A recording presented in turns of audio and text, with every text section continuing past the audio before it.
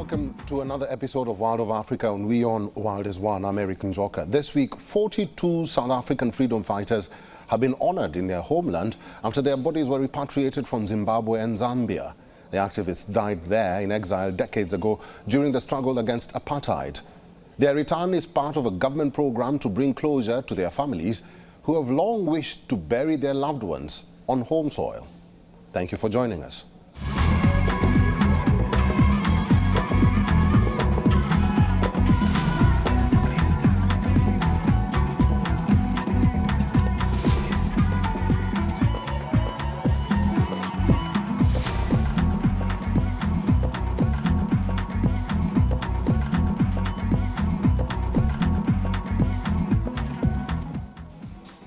Africa has witnessed several complicated coups over the last 4 years, especially in the west and central regions.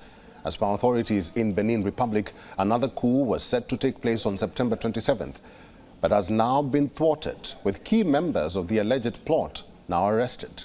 A former sports minister and businessman, Olivier Boko. This is Olivier Boko. That is the president of Benin, Talon. They have been fingered as prominent figures in the attempt. Both were arrested earlier this week, and state security say they are rounding up more suspects. Here's a report from Porto Novo.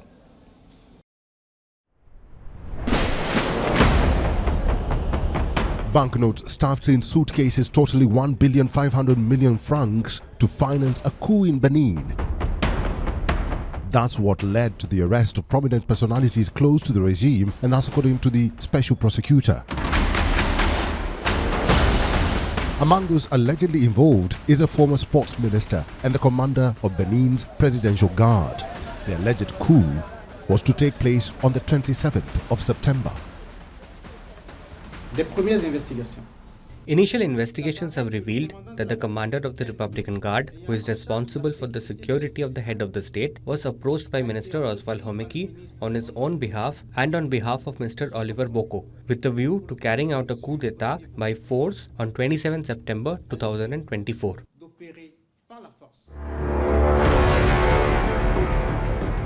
Benin, once praised as a multi-party democracy, has taken a more autocratic turn under the Patrice Talon presidency.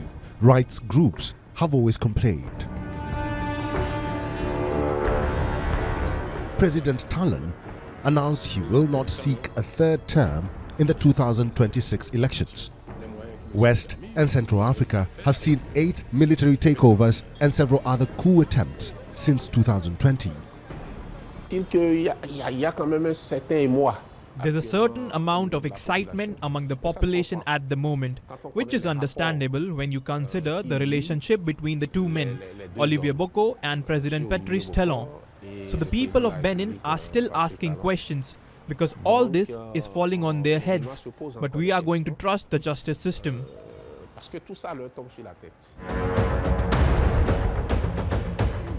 The mastermind is allegedly Olivier Boko, a wealthy businessman and ally of President Patrice Talon. Talon's mandate is set to expire in 2026.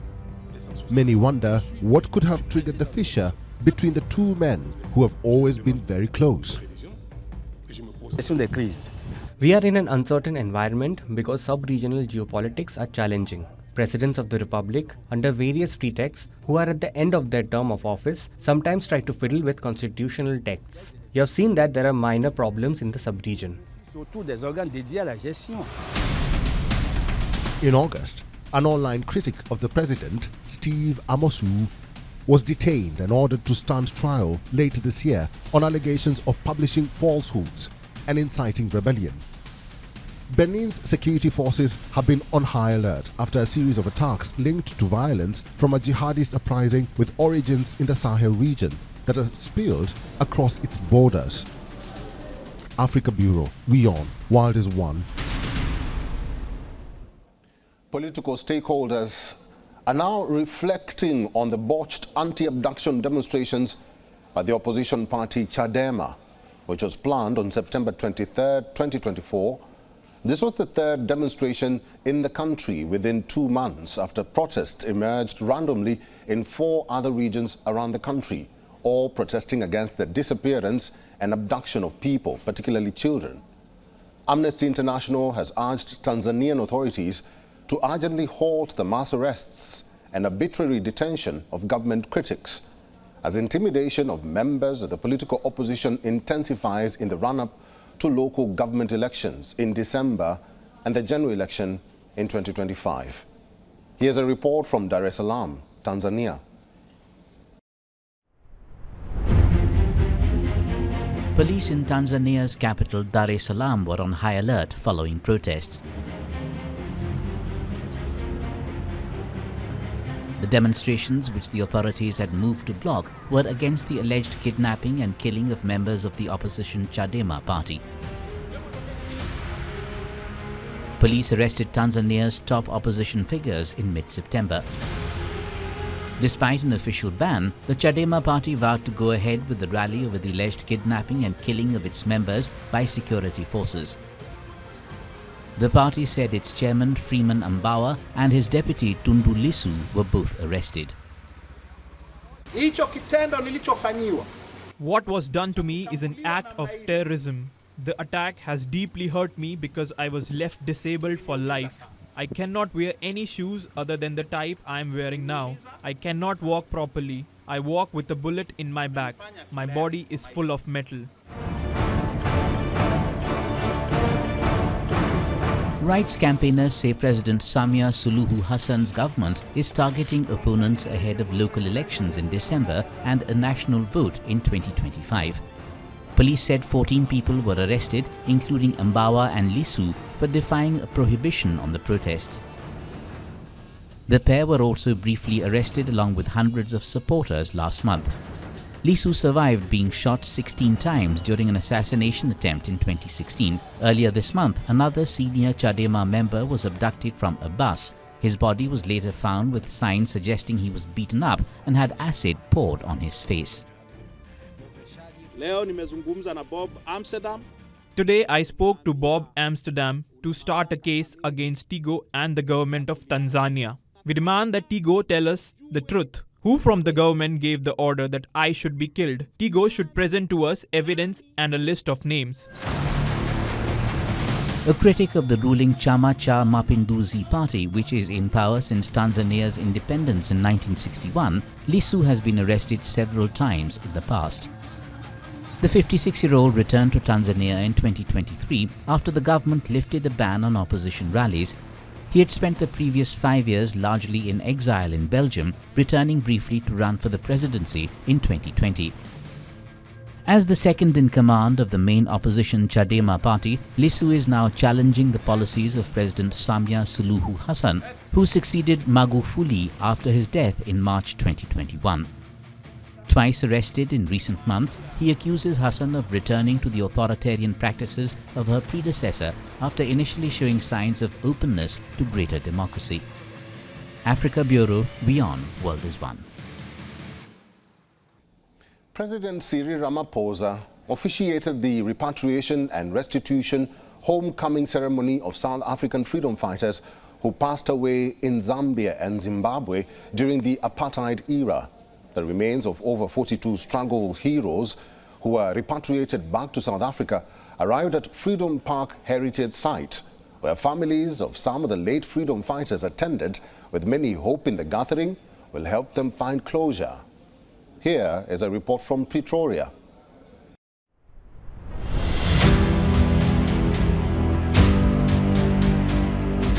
The process of repatriation began in Harare, Zimbabwe.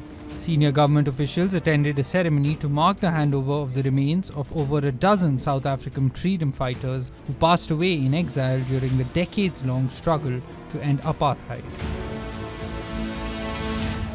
Today marks a very special day in many respects as we embark on a journey to pay special tribute and honor our liberation stalwarts who laid down their lives in the fight against apartheid and colonialism.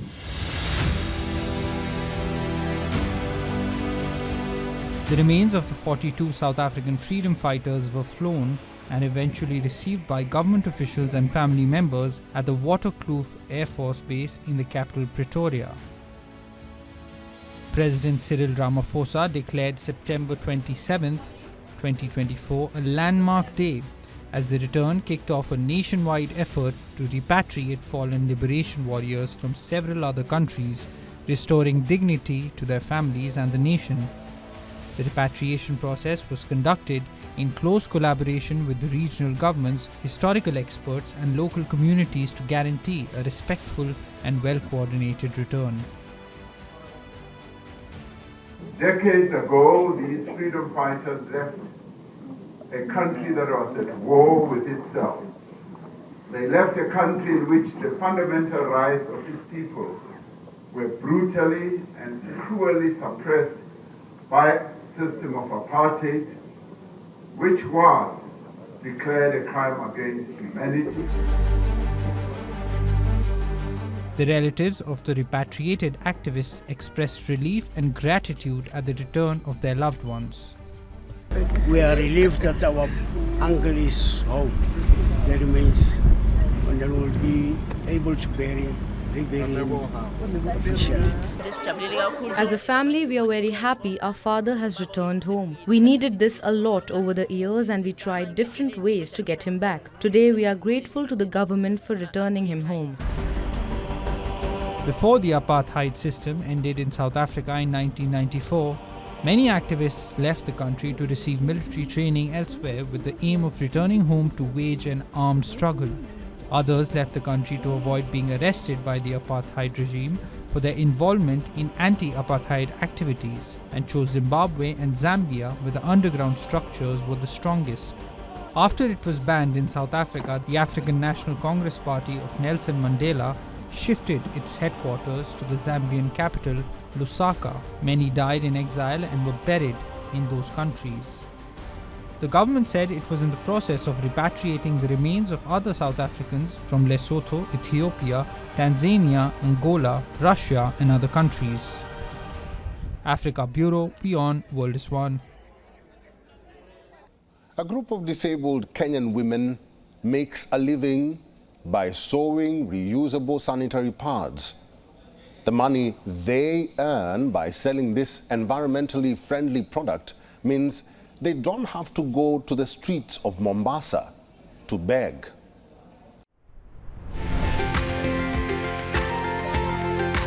Sanitary pads stitched manually on a sewing machine. The colorful fabric is cut by hand, meaning no two are exactly the same. They might not look like much, but they provide a lifeline to the disabled women who make them. In Kenya, people with disabilities often confront negative attitudes and are forced to lead a precarious existence with little social support. But this project is changing all that. We started Tunaweza in the year 2000, but we started making the reusable sanitary pad in the year 2015. Why did we start the organization or the group? We started as a group of 10 women with disabilities, where we were actually looking at how we can empower ourselves economically so that we cannot go to beg on the streets. The goal speaks for itself. No more begging on the streets of Mombasa in Kenya's coastal region.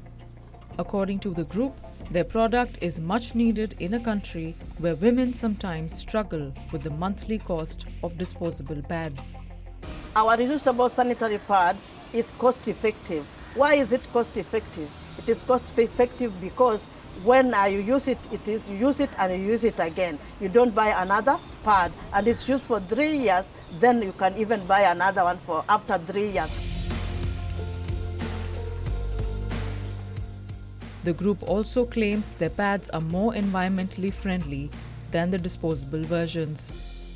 Tunaweza faces all sorts of challenges to bring their product to the market. Manual production makes the manufacture relatively slow, and they lack the transport necessary to post the orders of sanitary pads. Even so, the director says that in a good month, they can make up to 3,000 pads per week. College student Anne Keva says she has no regrets about making the switch to TouwsRiver's pads. I went there and they taught me how to use the reusable sanitary pads and how to wash and maintain them when I'm using them. Then I started using them, and as of now, I no longer experience the abdominal pains, and now I'm comfortable. In college, I play basketball, and when I jump, I do not have difficulties because the pads are very good and comfortable. Thanks to the success of the pads, TouwsRiver now employs more than 20 people, making it a big win for both the workers and for happy customers like Keva. And the benefit to the environment is plain to see. Africa Bureau, WION World is One. Known as Cape Town's bicycle mayor, 34-year-old Sindile Mavundla has been a leading figure in promoting the culture of cycling in the South African city. He teaches first-time riders how to ride a bike, including young girls in impoverished communities there, where opportunities are hard to come by. He does this through his cycling academy. Here's a report.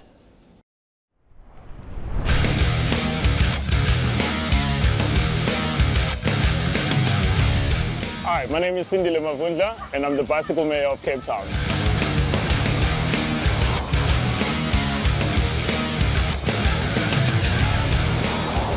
Majority of girls in the township, they are not given much sport options, and we have always seen that bicycle has the potential of changing lives. Hence we started Culture Cycling Academy.